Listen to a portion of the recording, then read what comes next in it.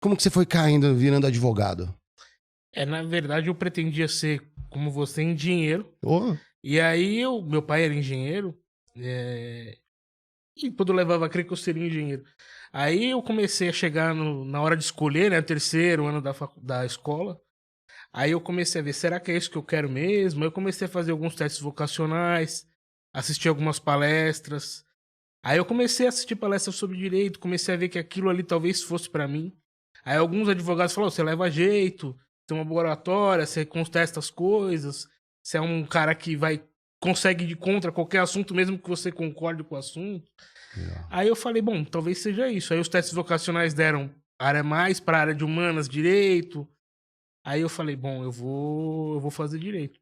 Aí eu escolhi fazer direito meio com um ideal, né? Ah, vou mudar o mundo. Você tem 17 anos, você acha que isso é possível? Então você entrei na faculdade com esse ideal na cabeça, vou conseguir mudar o mundo, vou fazer diferente do que é todo mundo. E aí entrei na faculdade de direito, fiz a faculdade toda com isso na cabeça e no meio da faculdade eu tive procurando estágio e tal, porque você precisa procurar estágio. E aí eu entrei numa empresa, né?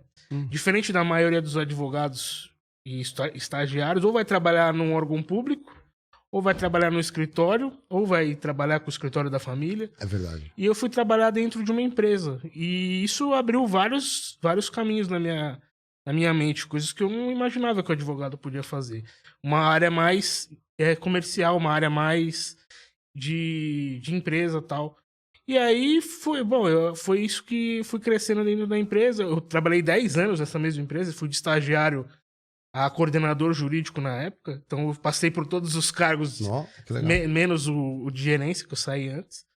E foi assim que eu comecei a minha carreira jurídica e trabalhando também. Eu não sou o maior entendido, com certeza, em direito, mas se não me engano, para tirar o OAB, você tem que escolher uma grande área, segundo a prova, né? Se é tributário, civil, trabalhista. Essa grande área que você escolheu lá atrás foi a mesma que você foi usando ou mudou muito? É uma dica até que eu dou para quem está estudando direito e pretende fazer a prova.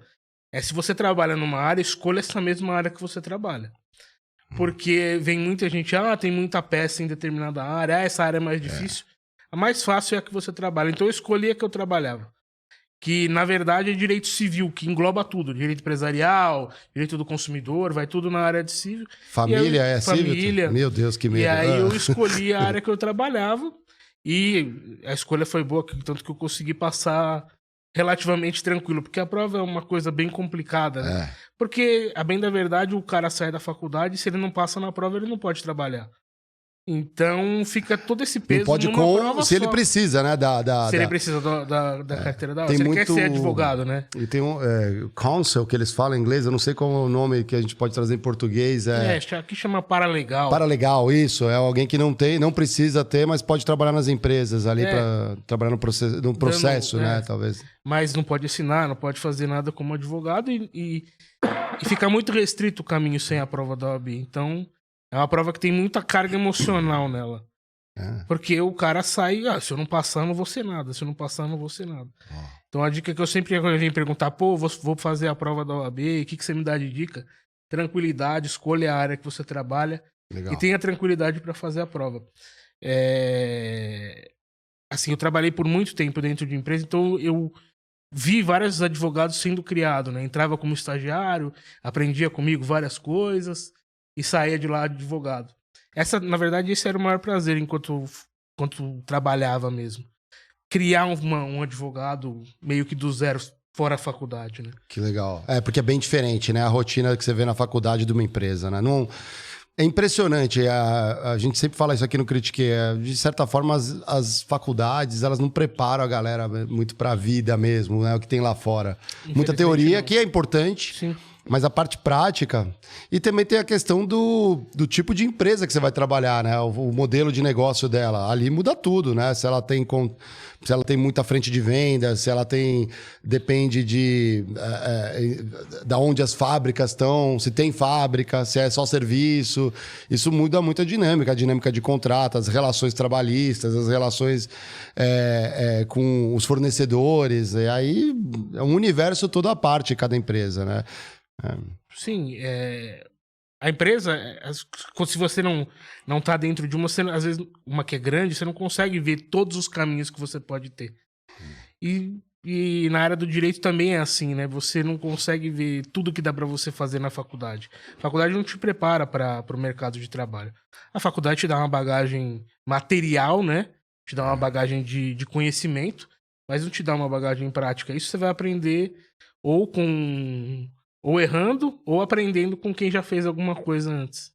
Se eu fosse advogado de empresa, eu sei qual é o negócio que eu não gostaria de trabalhar. É companhia aérea, cara. Pô, que ali deve ser o que recebe de reclamação. Se dá overbooking é problema. Se dá cancela voo é problema. Cara, ali essa galera tem que trabalhar na base do remédio, eu acho.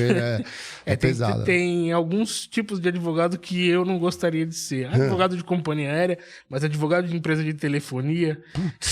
Também. E também vai no mesmo caminho, né? De ter que ir advogado da área tributária, assim, porque todo dia é uma coisa nova saindo. Ah, sim. É muita lei, muda de um estado, aí já lascou. Você vende se o naquele caminhão estado... passou da divisa de São Paulo com Minas Gerais, ele vai ter que recolher 2 impostos. E isso tudo sobra pro contador e pro advogado tributarista. Mas os tributaristas se deram bem aqui. Pelo menos no Brasil, como é complexo, tem muito escritório ali que ajuda, né, a otimizar, né? Eu brinco que para mim eu adoro os termos, né? Otimização fiscal. Tem os termos ali para justamente recolher menos ou você poder compensar, né? Ter os créditos, né, de impostos, e ali tem muito dinheiro em cima da mesa. Então, bons advogados nessa área são bem vistos nas empresas. Só que se tiver uma reforma tributária no país, lascou, né? Porque dependendo, as áreas são bem inchadas, tributaristas das empresas, principalmente nas empresas grandes, que não precisam podem se dar ao luxo de ter um escritório dentro de casa, digamos assim. Não precisa contratar um escritório, até tem um escritório de apoio, grandes escritórios, mas você tem uma área robusta, parruda de tributaristas dentro, né? Então você tem muito projeto tributário. Trabalhei em vários projetos com essa galera também, em várias empresas. E, às vezes eu olhava e falava, poxa, eu trabalhava às vezes o ano inteiro para trazer produtividade, o famoso saving, a economia, né, em vários projetos. Vinha um tributarista numa canetada, alguma coisa ali que ele conseguia fazer, pô, dava 2, 3 vezes mais. Eu falava, cara, que isso, cara?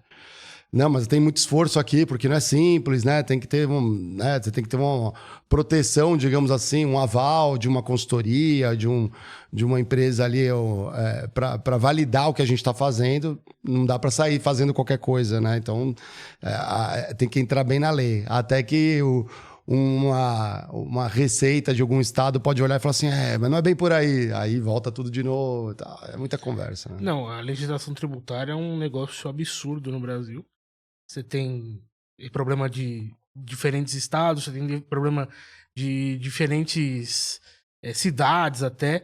E a área fiscal dentro de uma empresa, normalmente uma empresa grande, normalmente é uma área grande. E normalmente ela contrata um escritório que já é especializado naquele tipo de imposto para tentar fazer a defesa, para melhorar e também fazer um planejamento tributário, né? Porque às vezes uma adequação técnica em alguma coisa faz com que ela deixe de pagar imposto. O exemplo mais claro que a gente vai ter aí disso é, por exemplo, a Lacta, né? Que ela tinha o sonho de valsa. Uhum. Sonho de valsa é aquele bombom. Isso. E o departamento tributário, como um todo, viu, se a gente transformar esse bombom em waffle, a gente não vai pagar IPI. Vai deixar de pagar 5% de IPI para pagar 0%. E não deixa de ser waffle, né? Porque é um chocolate, tem aquela casquinha. Aí mudou um pouco a composição do produto, mudou a embalagem para ele ser caracterizado como waffle, pediu a alteração, né? Alterou para waffle e aí deixou de pagar 5% de IPI no sonho de valsa, no ouro branco. E aí todas as outras empresas de chocolate foram na mesma toada. E isso é o quê? É planejamento tributário.